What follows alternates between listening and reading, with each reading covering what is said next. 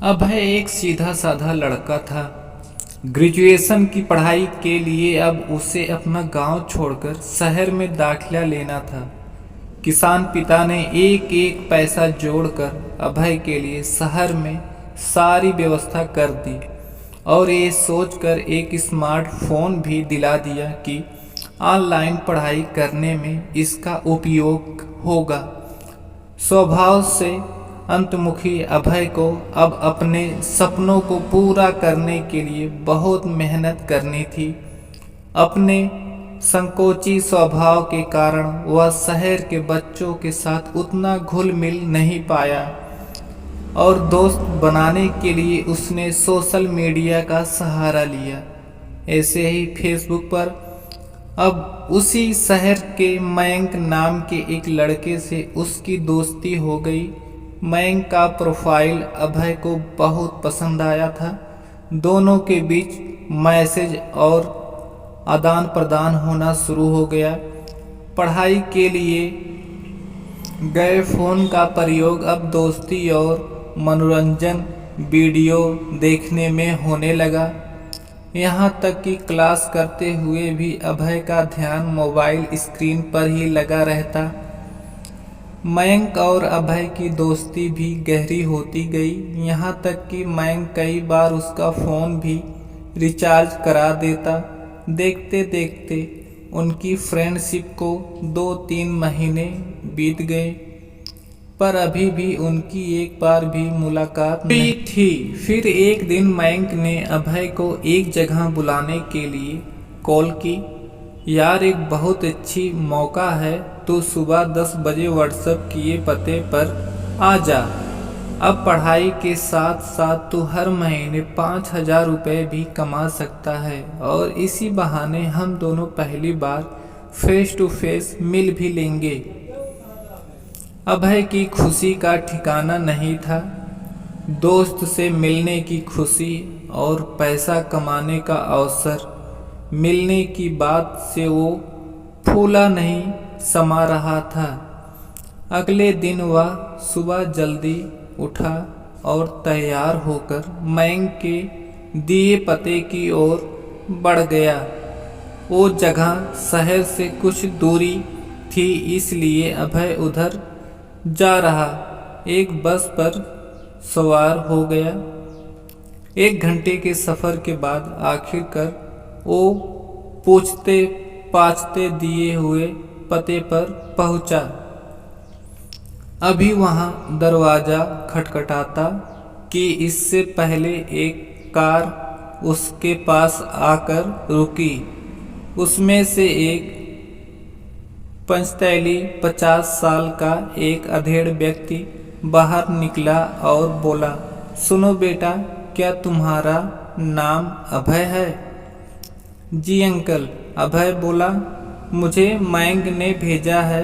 दरअसल अचानक मीटिंग का स्थान बदल गया है। आओ कार में बैठो, मैं तुम्हें सही जगह ले चलता हूँ। व्यक्ति बोला। अभय फौरन कार में बैठ गया और वे आगे बढ़ गए। व्यक्ति ने अभय की केयर करते हुए उसे पीने के लिए फ्रूटी दी। फ्रूटी पीने के करीब 3 घंटे बाद जब अभय की आंखें खुली तो उसने खुद को एक पार्क में लेटा हुआ पाया। उसे पेट में एक तरफ काफ़ी दर्द महसूस हो रहा था। मोबाइल और पैसे भी गायब थे। कुछ देर तक तो उसे समझ ही नहीं आया कि वो आखिरकार से यहाँ कैसे पहुँच गया। फिर उसने शर्ट उठाकर दर्द वाली जगह देखा तो वहाँ एक चीरा लगा हुआ था। अभय का दिल तेजी से धड़कने लगा। वह समझ चुका था कि उसके साथ बहुत गलत हो चुका है। वह फौरन भागकर डॉक्टर के पास गया, पर डॉक्टर ने जो बात उसे बताई उसे सुनकर उसके पैरों तले जमीन ही खिसक गई। उसके शरीर में एक किडनी गायब थी। अब उसकी काटो तो खून नहीं वाली हालात हो गई। सोचने लगा, क्या सपने लेकर गांव से शहर आया था। अब अपने पिताजी को क्या जवाब देगा। वह भागा भागा पुलिस के थाने पहुंचा। वहां जाकर तो उसके सामने डिजिटल दुनिया की सारी सच्चाई सामने आ गई। यह जो फेसबुक पर मैंग का प्रोफाइल था, वह कोई युवा नहीं बल्कि वही अधेड़ व्यक्ति था जिसने उसे कार में बिठाया था। वह आकर्षक अकाउंट बनाकर अभय जैसे लोगों को जो सफलता शॉर्टकट में चाहते थे और ऐसे छलावे पे विश्वास करते थे, फांसता था। फिर धीरे धीरे पर्सनल लाइफ में घुसकर उन्हें नौकरी का झांसा देकर बुलाता। उसके बाद शरीर के अंगों की चोरी करता था। ऐसे कितने सारे केसेस उसके नाम थे। सोशल मीडिया पर सोशल न होकर अगर अभय वास्तविक दुनिया में सोशल होता तो शायद ऐसी नौबत ही नहीं आती।